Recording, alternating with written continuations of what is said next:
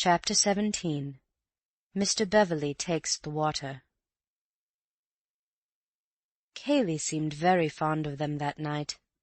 After dinner was over, he suggested a stroll outside. They walked up and down the gravel in front of the house, saying very little to each other, until Bill could stand it no longer. For the last 20 turns he had been slowing down hopefully each time they came to the door, but the hint had always been lost on his companions, and each time another turn had been taken. But in the end he had been firm. "What about a little billiards?" he said, shaking himself free from the others. "Will you play?" said Antony to Cayley. "I'll watch you," he said, and he had watched them resolutely until the game, and then another game after that, had been played. They went into the hall and attacked the drinks. "Well, thank heaven for bed," said Bill, putting down the glass. "Are you coming?" "Yes," said Antony, and finished his drink. He looked at Cayley. "I've just got 1 or 2 little things to do," said Cayley. "I shan't be long following you." "Well, good night, then." "Good night." "Good night," called Bill from halfway up the stairs. "Good night, Tony." "Good night." Bill looked at his watch. 11:30. Not much chance of anything happening for another hour. He pulled open a drawer and wondered what to wear on their expedition. Grey flannel trousers, flannel shirt and a dark coat. Perhaps a sweater, as they might be lying out in the copse for some time. And, good idea, a towel. He would want it later on, and meanwhile he could wear it round his waist. Tennis shoes! There, everything was ready. Now then, for the dummy figure. He looked at his watch again before getting into bed. 12:15. How long to wait before Cayley came up? He turned out the light, and then, standing by the door in his pyjamas, waited for his eyes to become accustomed to the new darkness. He could only just make out the bed in the corner of the room. Cayley would want more light than that if he were to satisfy himself from the door that the bed was occupied. He pulled the curtains a little way back. That was about right. He could have another look later on, when he had the dummy figure in the bed. How long would it be before Cayley came up? It wasn't that he wanted his friends Beverley and Gillingham to be asleep before he started on his business at the pond. All that he wanted was to be sure that they were safely in their bedrooms. Cayley's business would make no noise, give no sign to attract the most wakeful member of the household, so long as the household was really inside the house. But if he wished to reassure himself about his guests, he would have to wait until they were far enough on their way to sleep not to be disturbed by him as he came up to reassure himself. So it amounted to the same thing, really. He would wait until they were asleep. Until they were asleep. Asleep. With a great effort Bill regained the mastery over his wandering thoughts and came awake again. This would never do. It would be fatal if he went to sleep. If he went to sleep. If he went to sleep. To sleep. And then, in an instant, he was intensely awake. Suppose Cayley never came at all? Suppose Cayley was so unsuspicious that, as soon as they had gone upstairs, he had dived down into the passage and set about his business? Suppose even now he was at the pond dropping into it that secret of his? Good heavens, what fools they had been! How could Antony have taken such a risk? Put yourself in Cayley's place, he had said. But how was it possible? They weren't Cayley. Cayley was at the pond now. They would never know what he had dropped into it. Listen. Somebody at the door. He was asleep. Quite naturally now. Breathe a little more loudly, perhaps. He was asleep. The door was opening. He could feel it opening behind him. Good Lord! Suppose Cayley really was a murderer. Why, even now he might be— No, he mustn't think of that. If he thought of that, he would have to turn round. He mustn't turn round. He was asleep, just peacefully asleep. But why didn't the door shut? Where was Cayley now? Just behind him? And in his hand? No, he mustn't think of that. He was asleep. But why didn't the door shut? The door was shutting.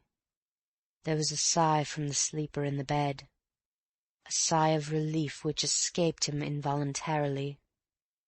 But it had a very natural sound, a deep breath from a heavy sleeper. He added another one to it to make it seem more natural. The door was shut.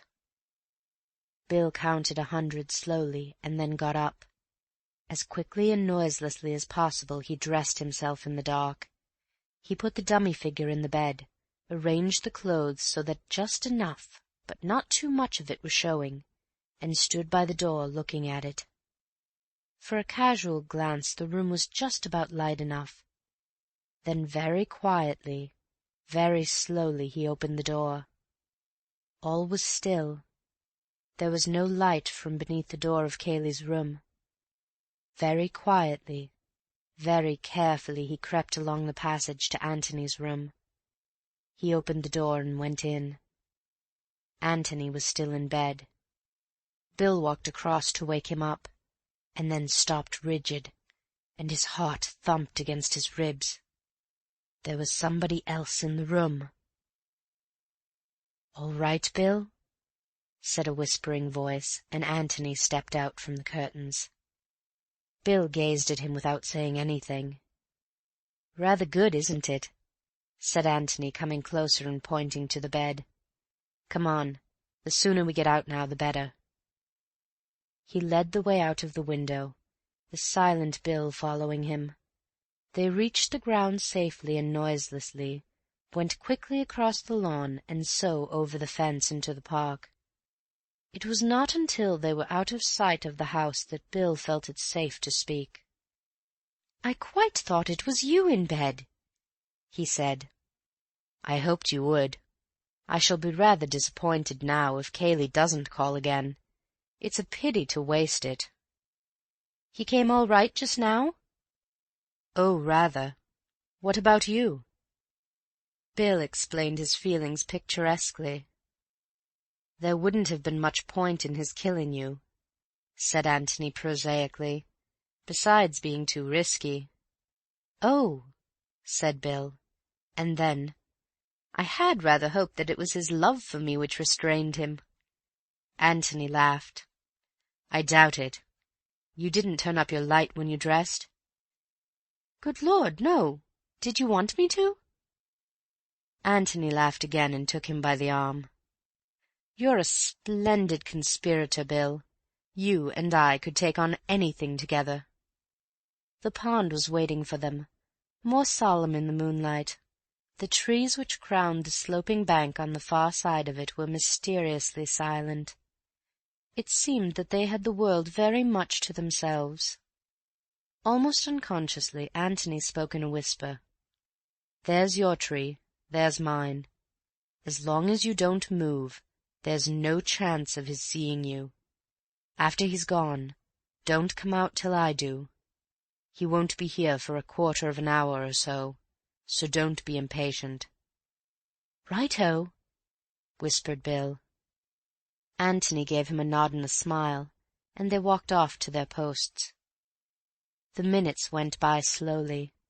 To Antony, lying hidden in the undergrowth at the foot of his tree, a new problem was presenting itself. Suppose Cayley had to make more than one journey that night. He might come back and find them in the boat. One of them, indeed, in the water. And if they decided to wait in hiding, on the chance of Cayley coming back again, what was the least time they could safely allow? Perhaps it would be better to go round to the front of the house and watch for his return there, the light in his bedroom, before conducting their experiments at the pond. But then they might miss his second visit in this way, if he made a second visit. It was difficult. His eyes were fixed on the boat as he considered these things, and suddenly, as if materialized from nowhere, Cayley was standing by the boat. In his hand was a small brown bag. Cayley put the bag in the bottom of the boat, stepped in, and using an oar as a punt-pole, pushed slowly off. Then, very silently, he rowed towards the middle of the pond. He had stopped. The oars rested on the water. He picked up the bag from between his feet, leant over the nose of the boat, and rested it lightly on the water for a moment. Then he let go. It sank slowly. He waited there, watching, afraid perhaps that it might rise again. Antony began to count. And now Cayley was back at his starting place.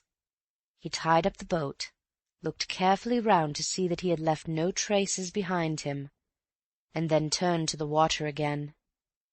For a long time, as it seemed to the watchers, he stood there, very big, very silent in the moonlight. At last he seemed satisfied. Whatever his secret was, he had hidden it. And so, with a gentle sigh, as unmistakable to Antony as if he had heard it, Cayley turned away and vanished again as quietly as he had come. Antony gave him 3 minutes and stepped out from the trees. He waited there for Bill to join him.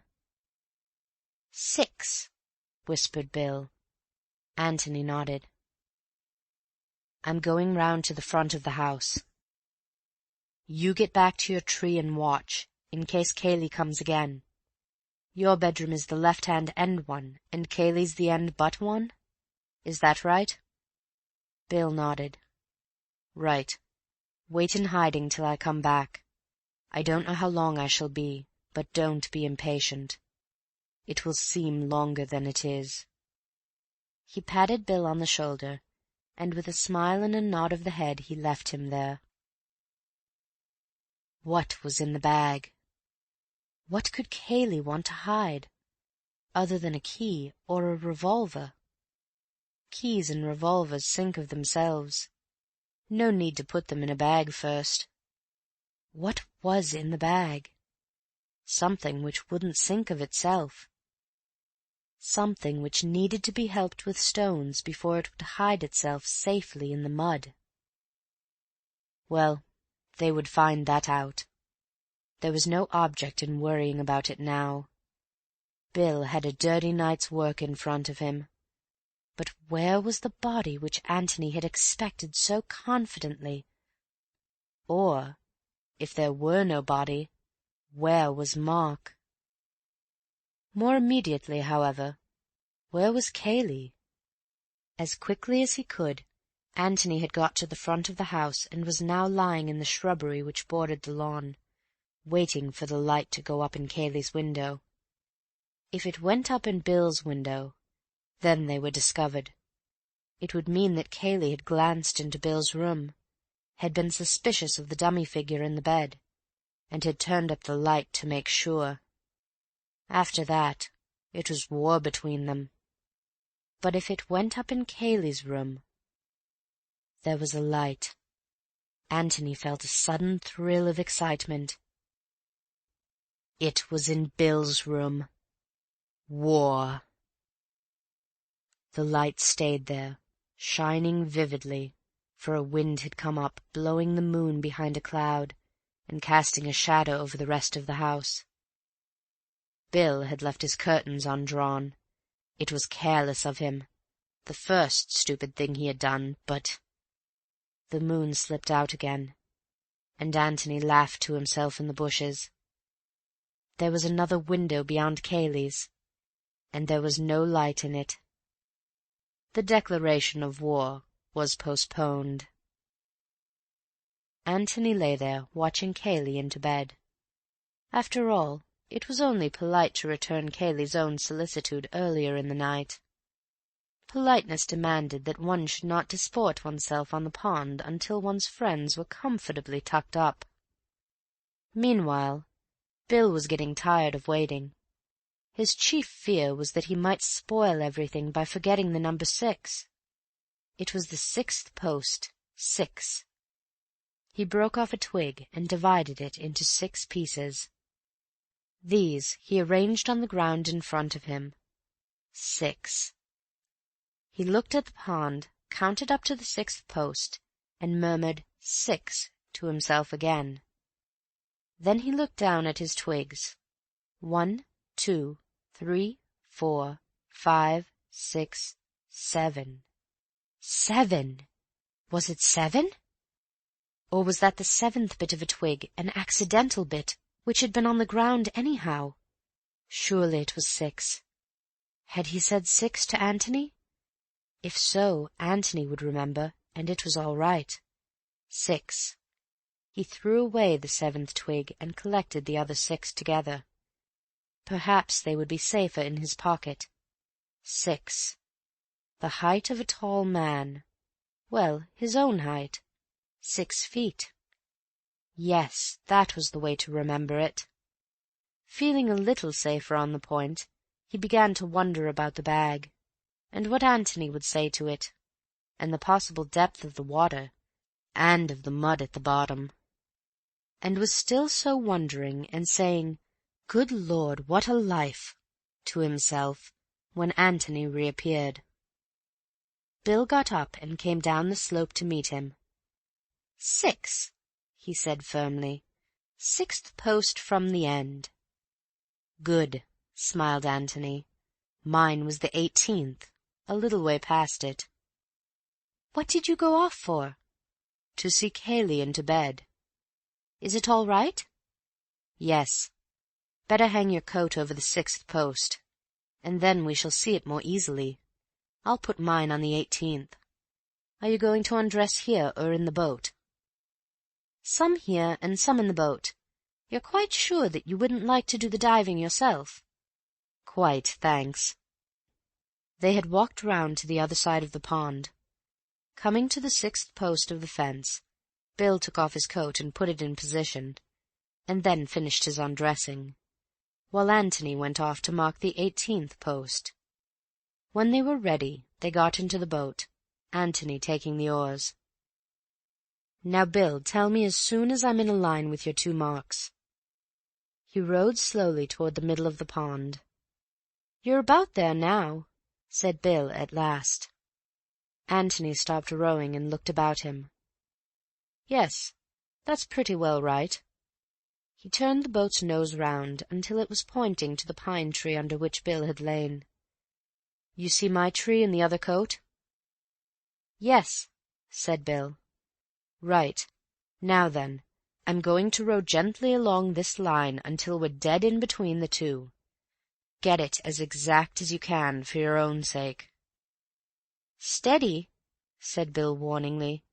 Back a little more forward again. Right. Antony left the oars on the water and looked round. As far as he could tell, they were in an exact line with each pair of landmarks. Now then, Bill, in you go. Bill pulled off his shirt and trousers and stood up. You mustn't dive from the boat, old boy, said Antony hastily. You'll shift its position. Slide in gently. Bill slid in from the stern and swam slowly round to Antony. What's it like? Said Antony. Cold. Well, here's luck to it. He gave a sudden kick, flashed for a moment in the water, and was gone. Antony steadied the boat and took another look at his landmarks. Bill came up behind him with a loud explosion. It's pretty muddy, he protested. Weeds? No, thank the Lord.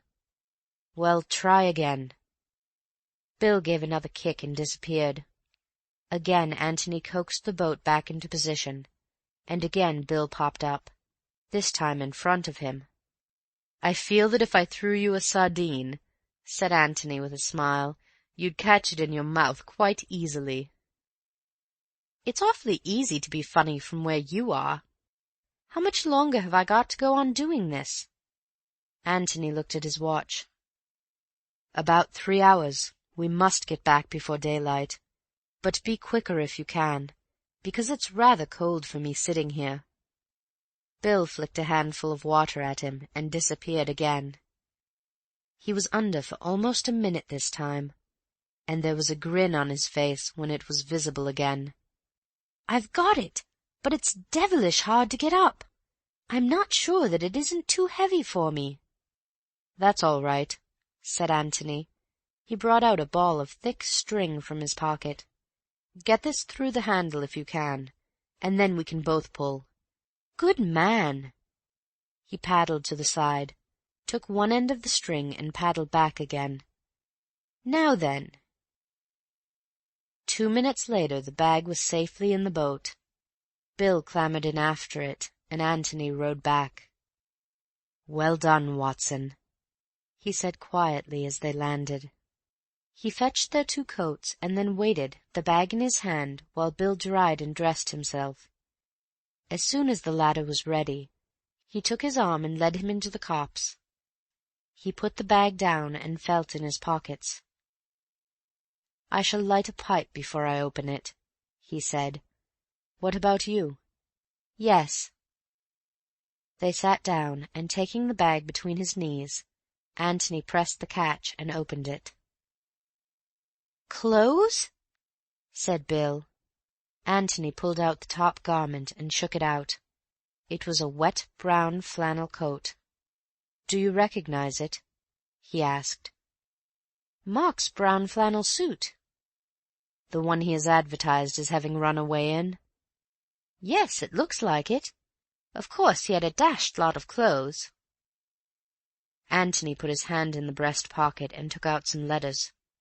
He considered them doubtfully for a moment. "I suppose I'd better read them," he said. "I mean, just to see." He looked inquiringly at Bill, who nodded. Antony turned on his torch and glanced at them. Bill waited anxiously. "Yes, Mark." "Hullo!" "What is it?" "The letter that Cayley was telling the inspector about, from Robert. Mark, your loving brother is coming to see you.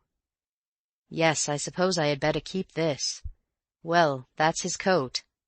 Let's have out the rest of it." He took the remaining clothes from the bag and spread them out. "They're all here," said Bill. "Shirt, tie, socks, underclothes, shoes. Yes, all of them." "All that he was wearing yesterday?" "Yes." "What do you make of it?" Bill shook his head and asked another question. "Is it what you expected?" Antony laughed suddenly. "It's too absurd," he said. "I expected, well, you know what I expected. A body in a suit of clothes. Well, perhaps it would be safer to hide them separately.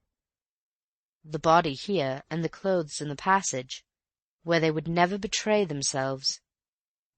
And now he takes a great deal of trouble to hide the clothes here, and doesn't bother about the body at all." He shook his head. "I'm a bit lost for the moment, Bill, and that's the fact." "Anything else there?" Antony felt in the bag. "Stones and... yes, there's something else." He took it out and held it up. "There we are, Bill." It was the office key. "By Jove, you were right." Antony felt in the bag again, and then turned it gently upside down on the grass. A dozen large stones fell out, and something else. He flashed down his torch. "Another key," he said. He put the 2 keys in his pocket, and sat there for a long time in silence, thinking. Bill was silent too, not liking to interrupt his thoughts, but at last he said, "Shall I put these things back, Tony?" Antony looked up with a start. "What? Oh, yes. No, I'll put them back. You give me a light, will you?" Very slowly and carefully he put the clothes back in the bag, pausing as he took up each garment, in the certainty, as it seemed to Bill, that it had something to tell him, if only he could read it. When the last of them was inside, he still waited there on his knees, thinking. "That's the lot," said Bill. Antony nodded at him.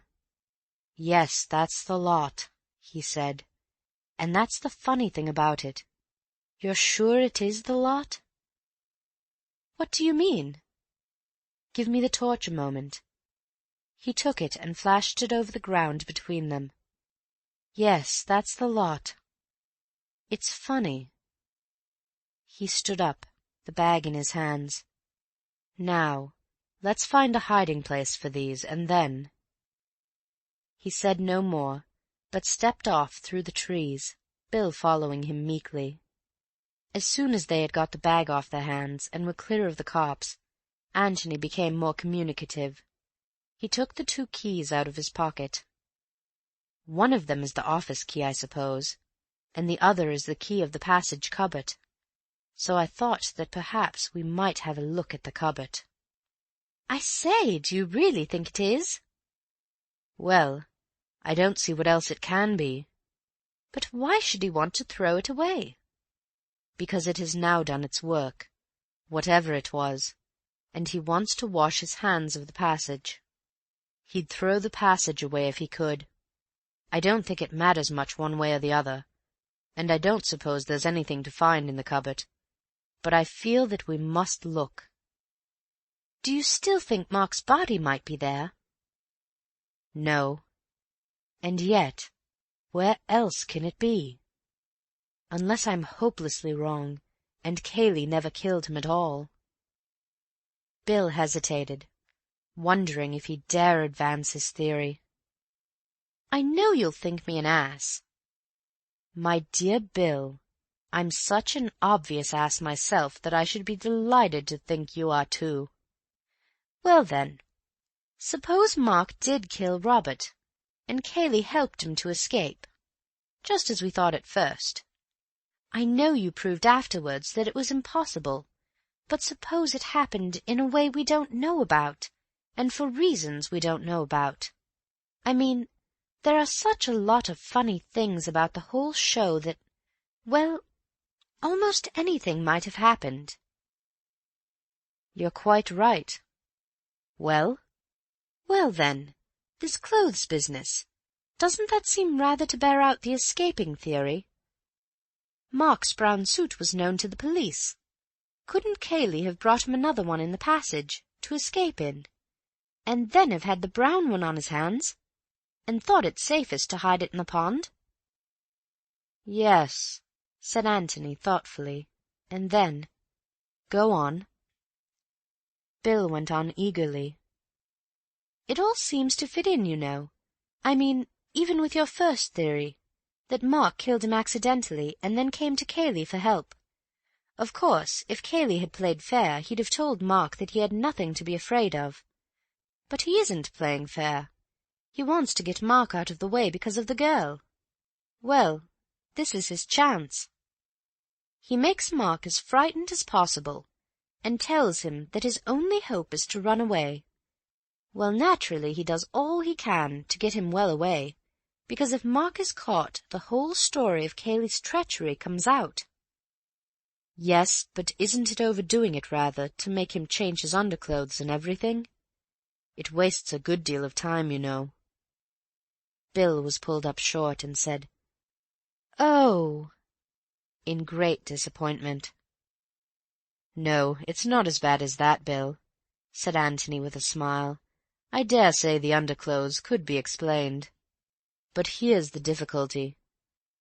Why did Mark need to change from brown to blue, or whatever it was, when Cayley was the only person who saw him in brown. "The police description of him says that he is in a brown suit." "Yes, because Cayley told the police. You see, even if Mark had had lunch in his brown suit, and the servants had noticed it, Cayley could always have pretended that he had changed into blue after lunch, because only Cayley saw him afterwards. So if Cayley had told the inspector that he was wearing blue, Mark could have escaped quite comfortably in his brown without needing to change at all." "But that's just what he did do!" cried Bill triumphantly. "What fools we are!" Antony looked at him in surprise, and then shook his head. "Yes, yes," insisted Bill. "Of course, don't you see? Mark did change after lunch, and to give him more of a chance of getting away, Cayley lied and said that he was wearing the brown suit in which the servants had seen him. Well, then he was afraid that the police might examine Mark's clothes and find the brown suit still there, so he hid it, and then dropped it in the pond afterwards." He turned eagerly to his friend, but Antony said nothing. Bill began to speak again, and was promptly waved into silence. "Don't say anything more, old boy. You've given me quite enough to think about. Don't let's bother about it tonight. We'll just have a look at this cupboard and then get to bed." But the cupboard had not much to tell them that night. It was empty, save for a few old bottles. "Well, that's that," said Bill. But Antony, on his knees with the torch in his hand, continued to search for something else. "What are you looking for?" asked Bill at last. "Something that isn't there," said Antony, getting up and dusting his trousers, and he locked the door again. End of chapter 17.